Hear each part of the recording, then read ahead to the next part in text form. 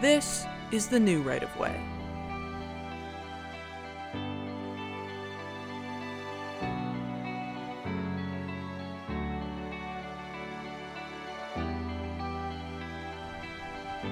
In the US, e-bikes are starting to become a main form of transportation.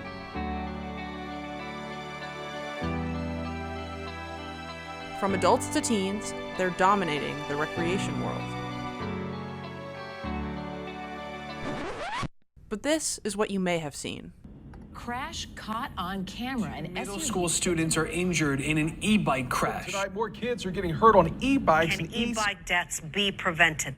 However, it's more complicated than this. Either the legislators didn't know what they were doing, or they knew what they were doing and they don't want people to ride e-bikes. That's how much money these companies would stand to lose.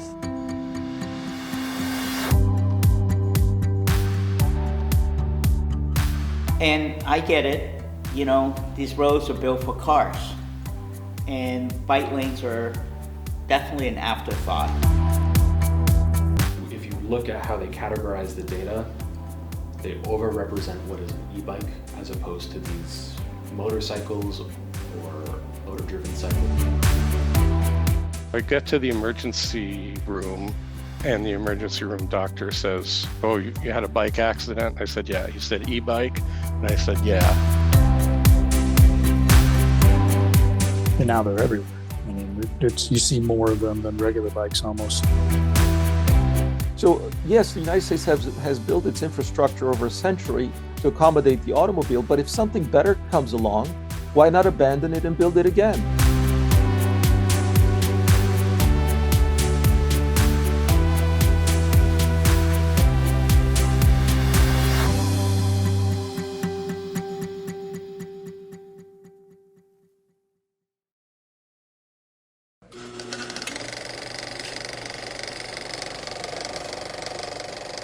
All of these bikes have motors, but are they e-bikes? Or are they e-motos? And why does it matter? In the United States, we have a 3-class system of e-bikes legally allowed to ride on the roads and bike lanes without any extra hassle. A Class 1 e-bike means that the electric motor is only engaged when the pedals are turned. The max speed with the motor is 20 miles per hour. In a Class 2, it can also only get up to 20 miles per hour.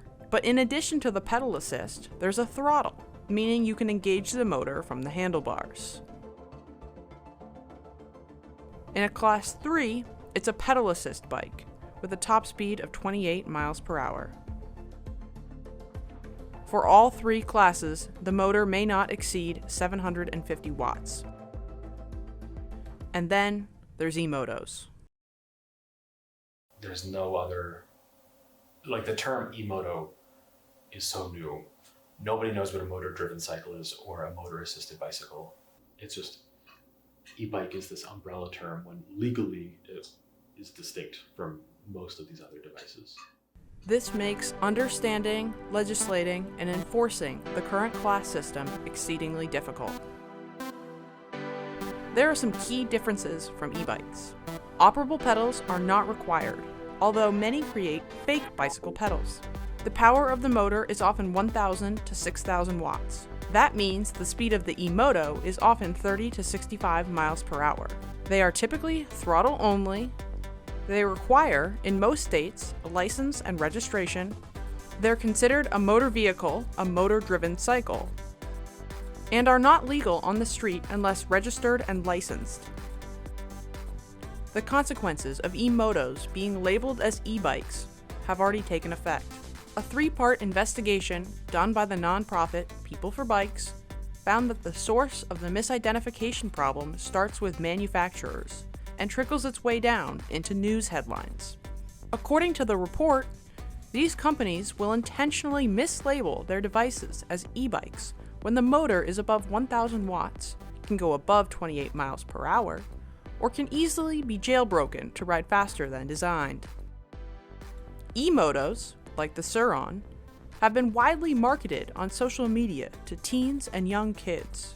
not as a transportation device, but, as People for Bikes reports, lifestyle products. Yeah, that thing looks sweet, bro. That's a good size for it. It's our first time. It's your first time taking it out of the dirt. How's it do on the road so far? It does good. It does like 36. Reckless or out-of-control riding is often what leads to states and towns creating harsh regulations for all e-bikes, when it is typically e-motos, the devices that ride out of the legal limits, creating the issues. Probably go around 30 miles an hour. Maybe a little, maybe 32. This is Brant Olson. He's been building his own motor-driven cycles since 2018. But then I also built a couple of them that have a 72-volt battery with a 2,000-watt motor, and that thing gets around 45 miles an hour. It's pretty fast. Probably wouldn't be what I would call exactly legal.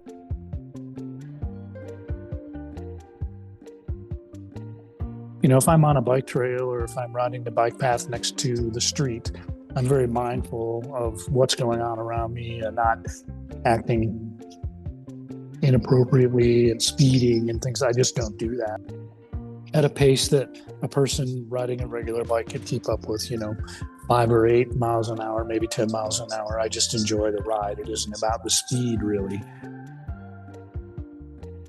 I like the aesthetics of it. I like it to look like a motorcycle, but I don't ride it like one necessarily. But he also understands how e-motos can ruin the experience for everyone.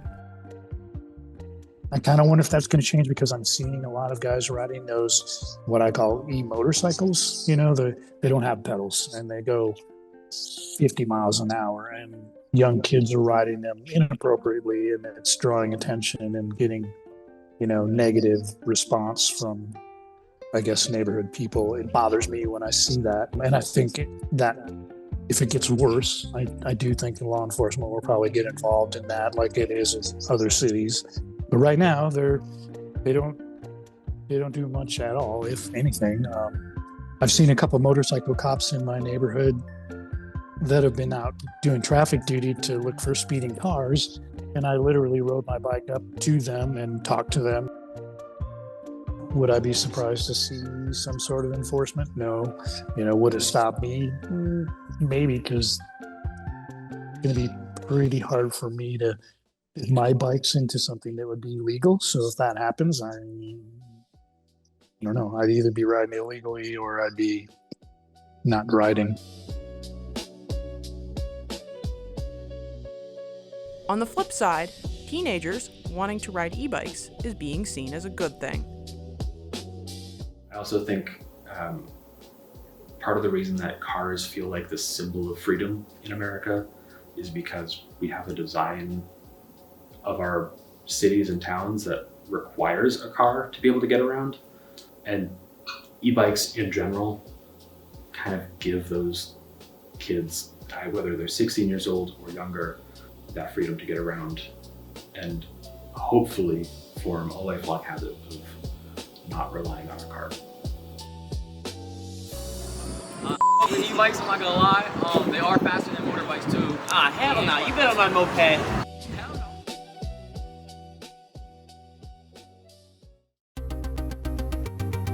You've been out of the system long enough, you can look into the system from an outside perspective and be like, this doesn't make any sense at all.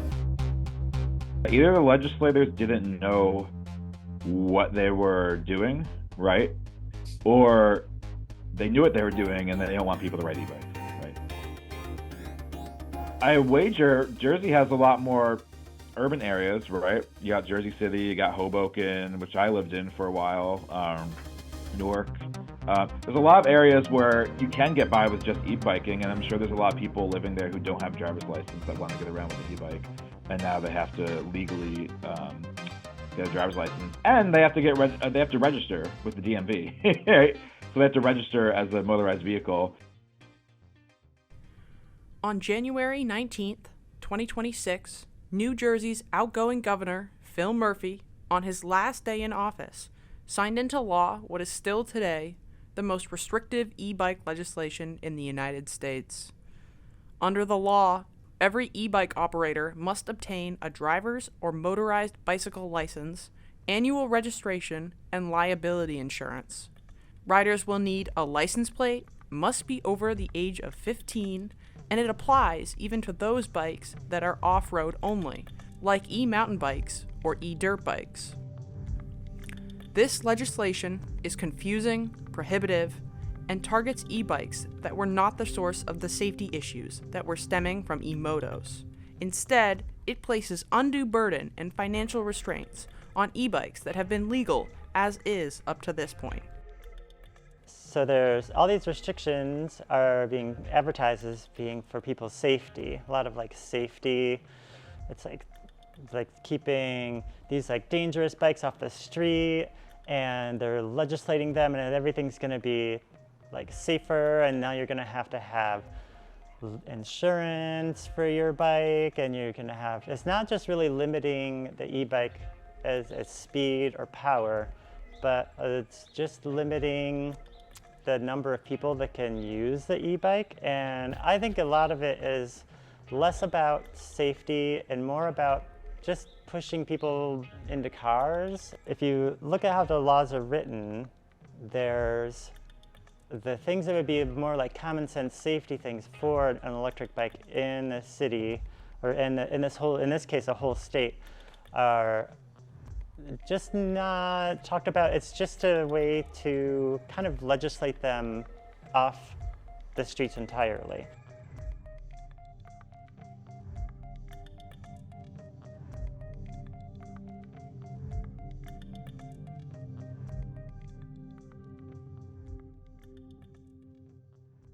When you're not in the automotive system anymore, I've been pretty much out of it for a very long time, and when you first start biking, you first get your electric scooter and you're whizzing around, you're like, this is so great, this is really amazing, and I'm like, this is so wonderful.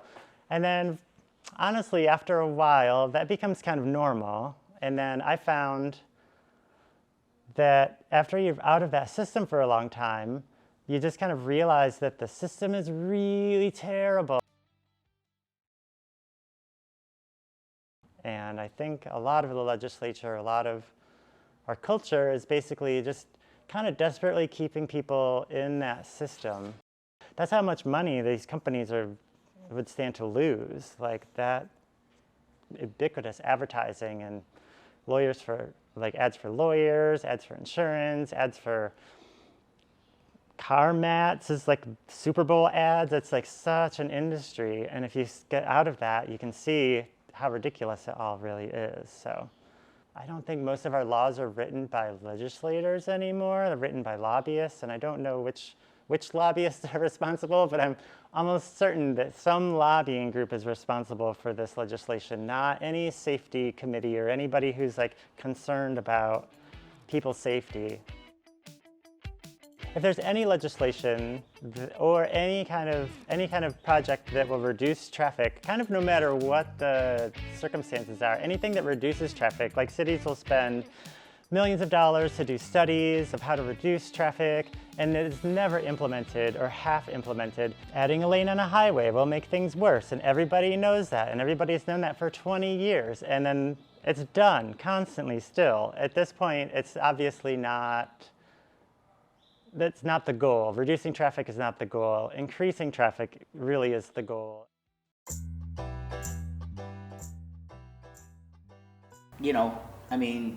Just here where we live, we see a bike lane, but then we go further down on the same path, the bike lane disappears.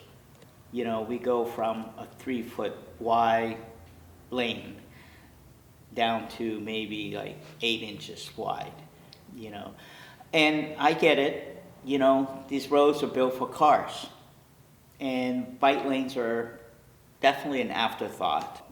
There are still people who think that bikes shouldn't be on the roads. By law, it's like bikes and cars, they share the roads. The law itself in Connecticut is not very friendly to cyclists in that it mandates that you stay on the road at all times unless there's an obstruction. which studies show that you taking the lane and being in the middle of the road is a lot safer, especially if I'm going like 25 miles an hour. It's not like I'm holding up cars on these roads too much. So part of the issue with feeling safe biking in the road, it comes down to speed, and it comes down to how closely you have to ride with cars. Having protected infrastructure is obviously the gold standard to making sure all of our infrastructure is safe and accessible to anyone who wants to use it. But that is a slow-going process.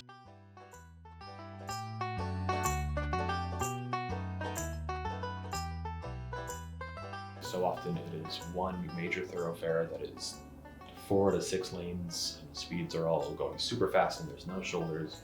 There's nowhere that bikes or e-bikes are designed to be, and they're just kind of allocated to either riding on the sidewalk with pedestrians or riding on the road, which can be very terrifying. Not a lot of drivers are accustomed to driving with bikes and sharing the road in that way, and a lot of bikers very understandably don't want to put up with that risk. So the key to unlocking this ridership potential and actually getting people to be less dependent on their cars is to make networks that get to key destinations that are low stress for everyone. My litmus test is like, would I be okay?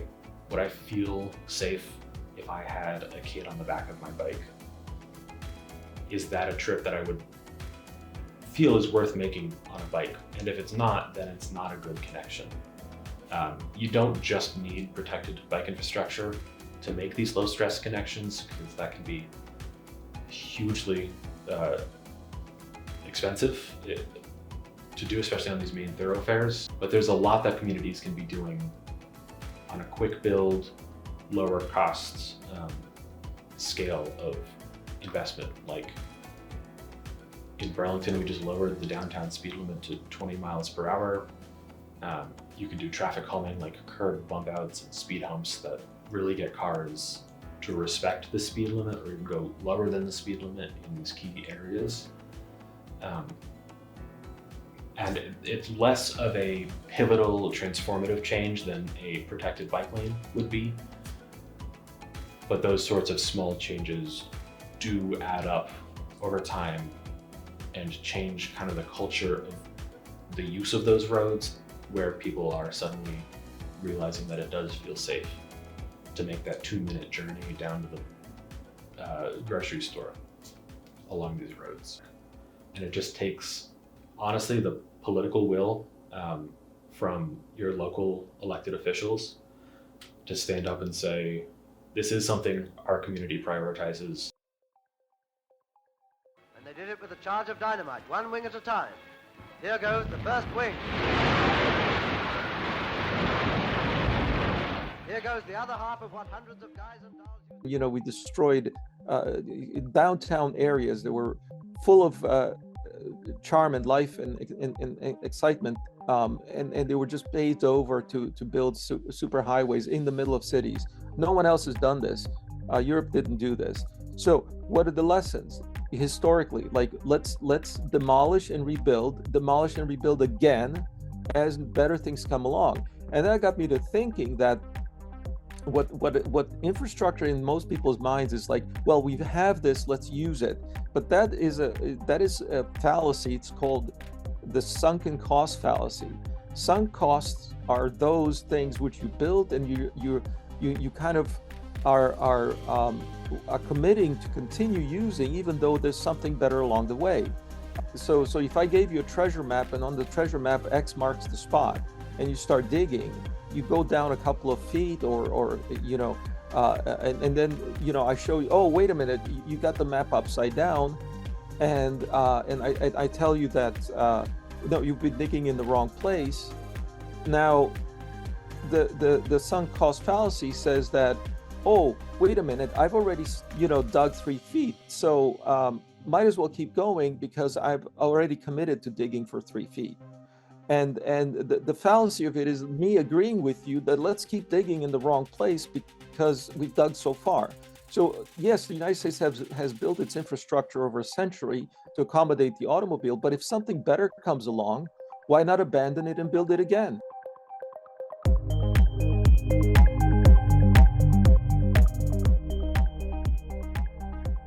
I think we've done it twice over. Now, we've also done it with aviation, we've done it with shipping. Not anymore, right? So we were willing to toss all the investment we did in the shipping infrastructure and rebuild it according to containers. We did that for railroads, we did that for canals. And airports, another story altogether, where we built on, a whole new terminals and whole new infrastructure for that as well. So I don't think the United States is afraid of rebuilding itself. It's just a question of enough people realizing that there's a better alternative.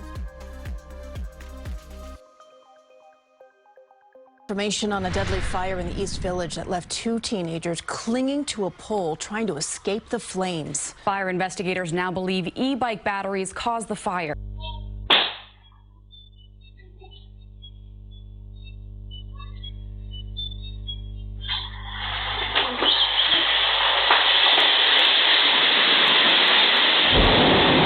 These fires are only part of the story. E-bikes have lithium-ion batteries, just like in your cell phone. They are subject to certifications that ensure they will not overheat, catch fire, or short circuit. And so the mechanism that is concerning is on a lot of these unregulated, uncertified batteries and devices. They lack kind of the safeguards that protect the device from overcharging or over discharging, as well as the capabilities to shut down the system if they detect a thermal runaway or damage to the device that could lead to a lithium-ion fire. We see the misclassification of these devices a lot in how they're reported by the various fire departments across the nation. We took a look at the Massachusetts fire department's data sheet for the lithium-ion fires that they had received or responded to in the past year and a half or so. Of around 195 lithium-ion fires that the State Department responded to, 35 were classified as micromobility. If you look at how they categorize the data, they overrepresent what is an e-bike as opposed to these motorcycles or motor-driven cycles or any of these other classifications.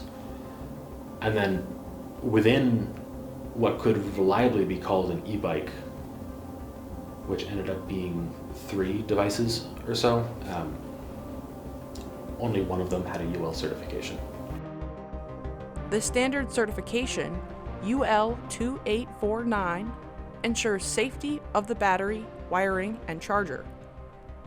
More expensive e-bikes typically have the UL certification, while cheaper bikes, under $500, do not.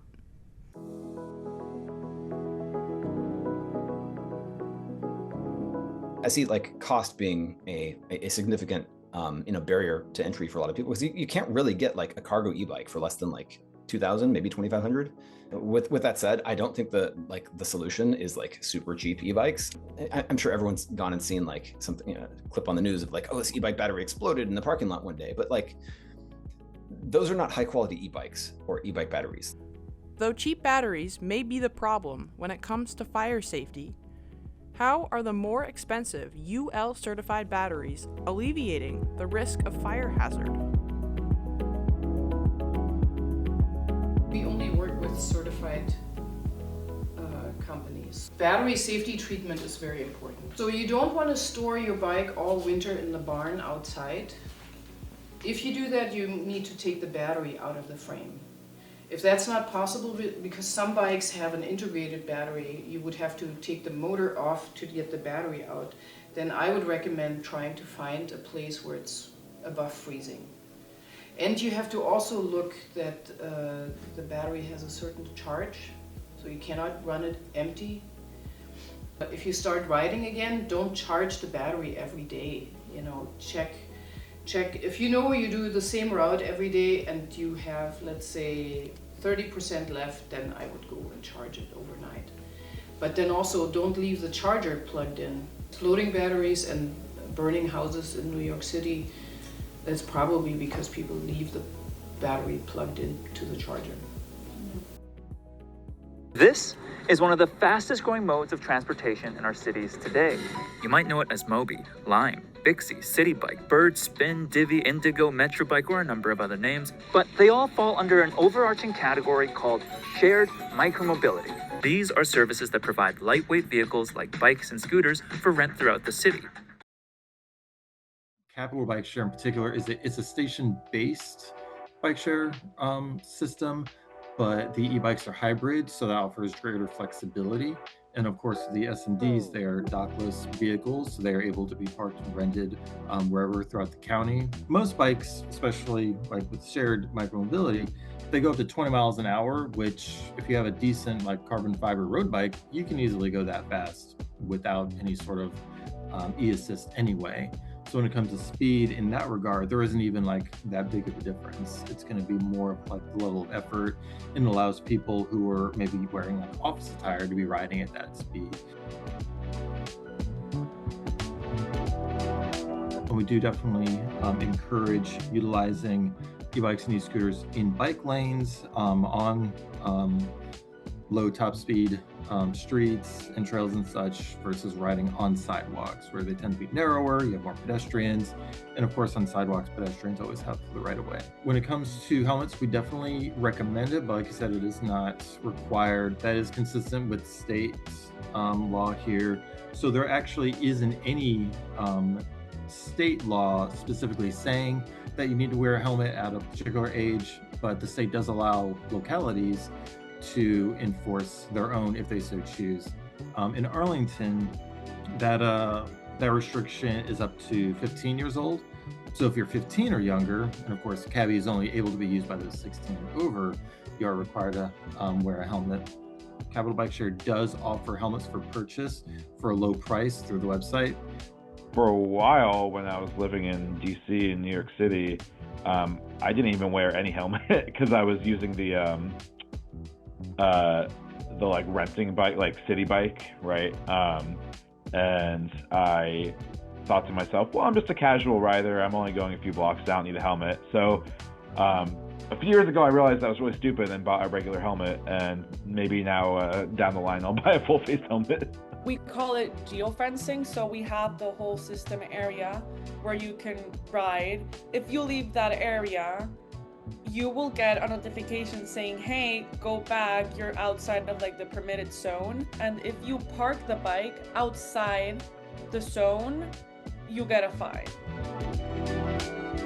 So for our scooter operators, whenever someone is parking their scooter or e-bike, users have to take a photo of that in a ride to show where it's being parked, to ensure that it's being parked in a compliant manner. And our operators are getting better at using AI to be able to automatically detect whether or not they're parking it correctly.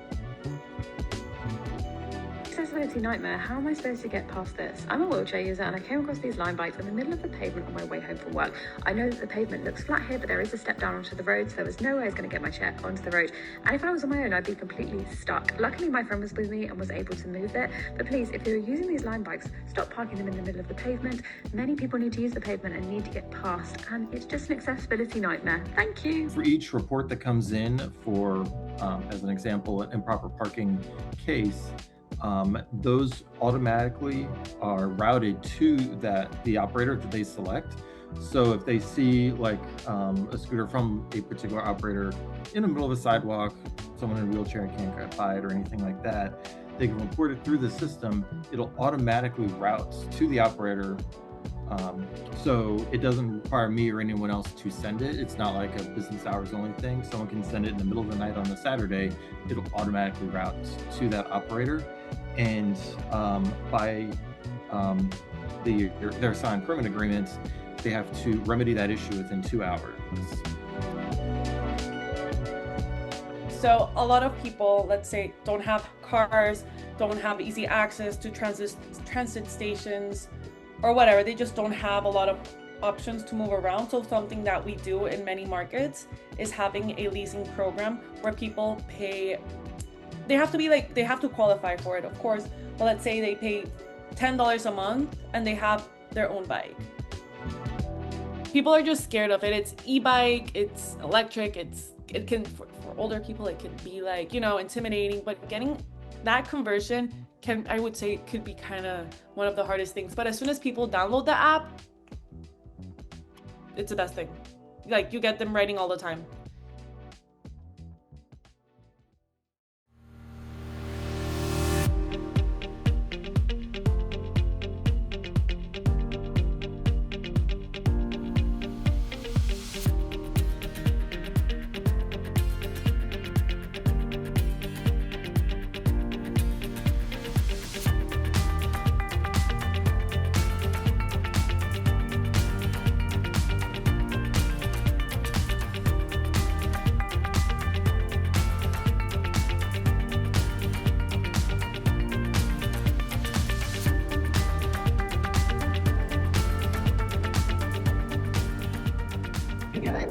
Awesome.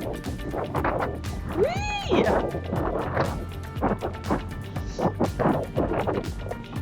Wait, guys, I have no idea what the traffic rules are. Stop here on red. Okay, I'm stopping. How do I stop? This is so scary.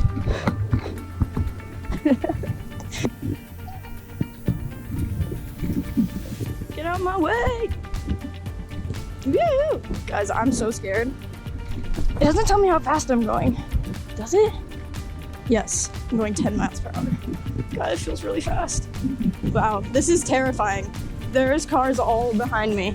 Guys. Ah! Okay, this is as fast as it goes, I think. There's cars behind me, like I am definitely causing traffic right now. Ah!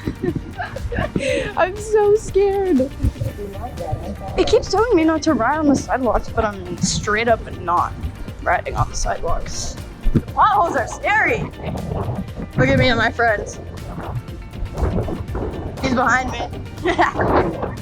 We're racing.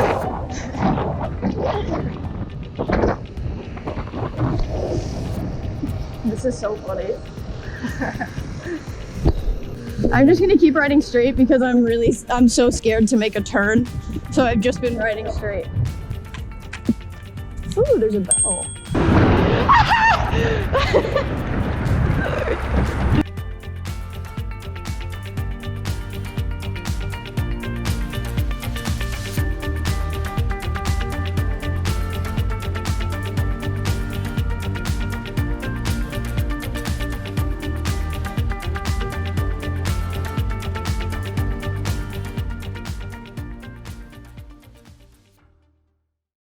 We've looked at how e-bikes can help speed up and ease transportation.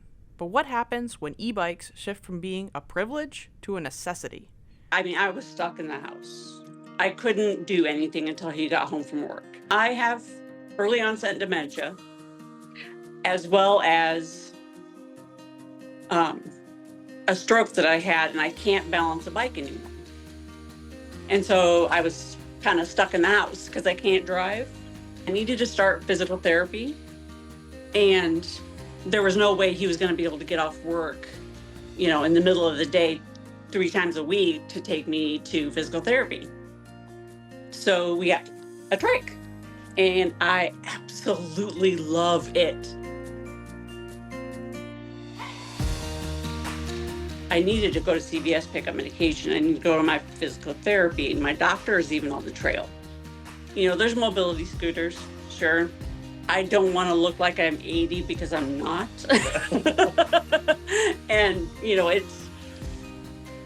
it's absolutely changed what I can and cannot do, and I love it.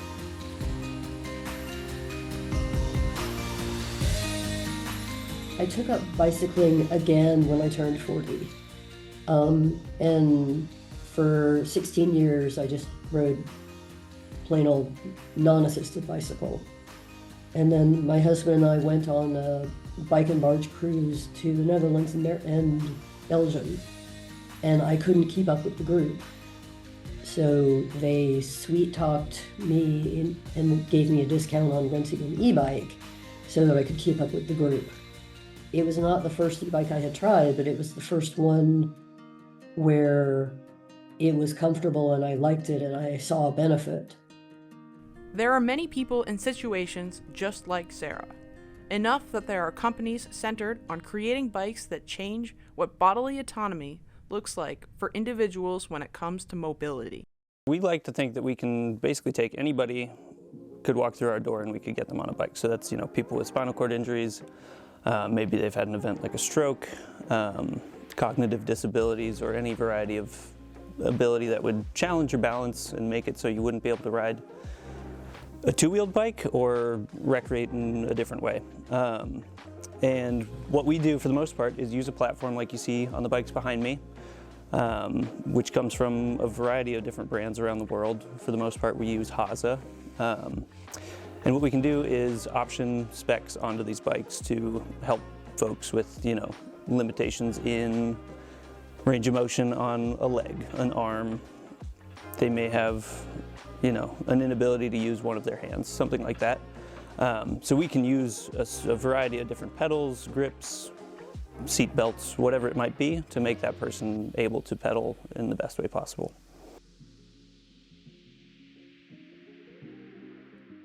For the most part, bikes that go out our door will have an e-assist on them, unless specifically the person doesn't want it, or, in a lot of cases we work with like the VA who might not fund something like that. So it is need-based in cases, but for the majority of people that buy one of the bikes that we offer, they will option that e-assist on there. And that's anything from just giving them a little more range, giving them a safety net for if they get tired and can't pedal back up the hill at the end of the ride kind of thing. And then, based on the disability that we're talking about, it may just be a necessity to actually get the pedals to turn over in the first place. So there's a huge variety of reasons and different types that we might talk about. But I would say, 75% or greater of the bikes that go out our door would have an e-assist on them.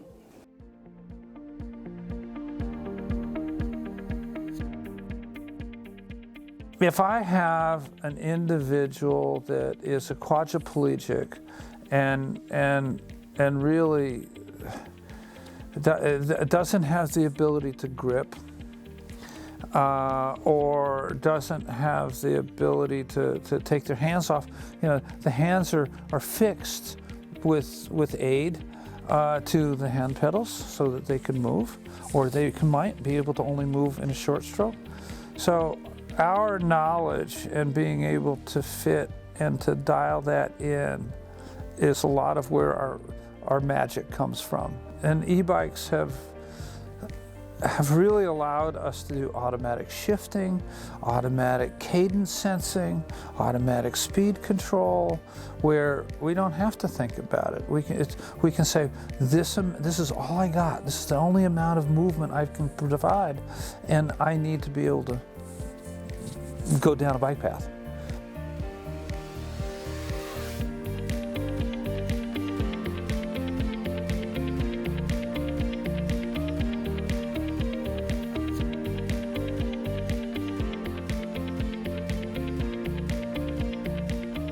It's been really cool to kind of see the folks that we can help become active again, and kind of an interesting way to learn about the recreation therapy world, and a whole lot of the world of disabilities. I'd say kind of the most impactful certainly has been working with the world of like cerebral palsy, kind of learning more about that disability and how broad of a spectrum of people that can cover, and seeing the freedom that, whether it's a bike, a trike, a running frame, whatever it might be, the level of freedom that can give to somebody who's, a lot of cases with cerebral palsy, we have folks coming out of a power chair, and then jumping on a frame runner and running around a track under their own power, which is really, really cool to watch. Stephen Horsha. I am the owner of Haley Tricycles in Philadelphia. We build vending tricycles, cargo tricycles, some non-electric, a lot electric assist. A lot of our customers use the tricycles in particular because they can kind of meet people where they are and meet people in parks and farmers markets, kind of go places where a lot of other vehicles can't really reach. And there's also a lot of, because it's a human-scaled machine, there is a lot more just kind of friendliness and socialness. It's a much more social vehicle. It draws people in a lot. It's also unusual, and that helps a lot with getting people's interest. They'll see this unusual, kind of old-fashioned, kind of steampunk-looking thing.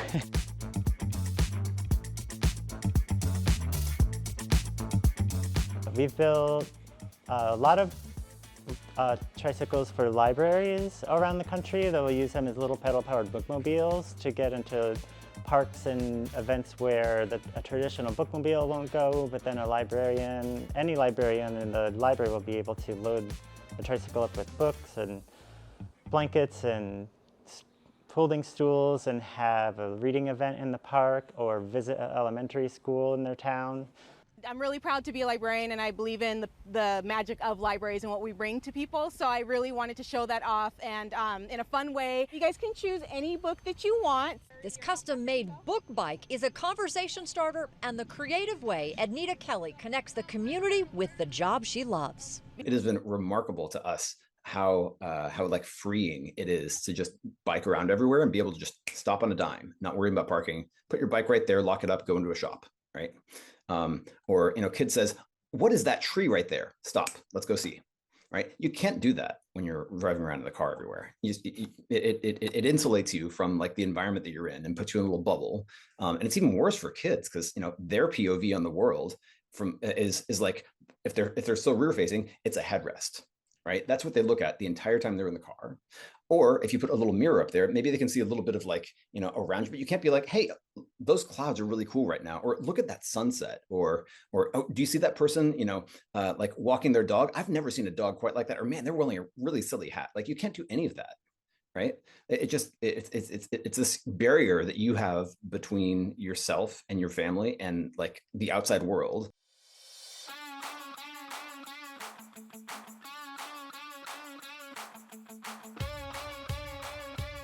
My mother-in-law's biggest fear in the whole world is, driving somewhere and not having parking. Like she would actively not go places because she didn't want to like get there and not have a place to park.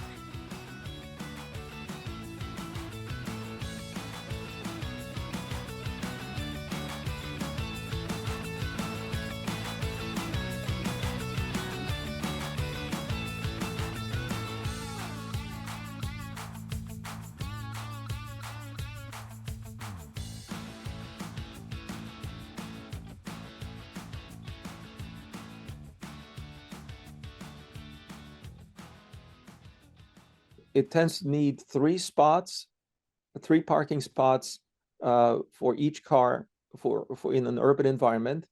And that means one at home, one at work, and usually one in a shopping mall. But there are places in the US where there's 11 parking spots per car. By the way, the US is about 800 cars per 1,000 citizens or residents. So we're talking about what's called a motorization rate of 0.8. The only other countries that come close are Australia and New Zealand, and everywhere else it's below 0.5. But one of the hidden costs of this is that the carbon impact, just of manufacturing the concrete necessary for so many roads, goes straight into the atmosphere. The spread of concrete just used for parking spaces in the United States takes up more land area than the entire state of Massachusetts. Despite restrictive legislation, there is precedent for e-bikes to stick around. In countries where scooters were banned, people bought scooters, people use scooters. They're illegal still now in China. You can't have scooters on the road in China. But most of the scooters in the world are made in China. Most of the scooter companies are Chinese.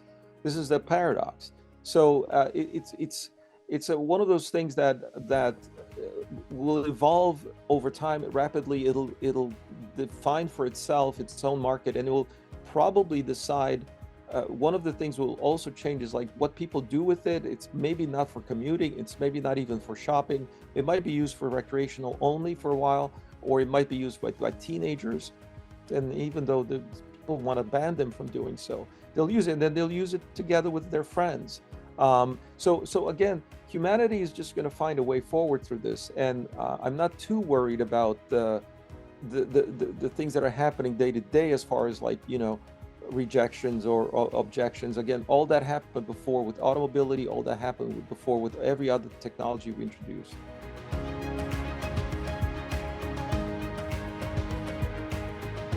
The idea of micromobility is that it allows us to figure this out, because you'll never get there by car.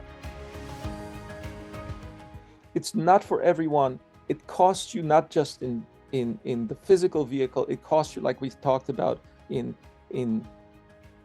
land, real estate, pollution, health, all these other factors. That is to say, you'll never get to that future with the car because it's too damn expensive. E-bikes are here to stay. But to make a lasting impact, we need thorough legislation, widespread education, and community engagement to ensure they are the new right of way.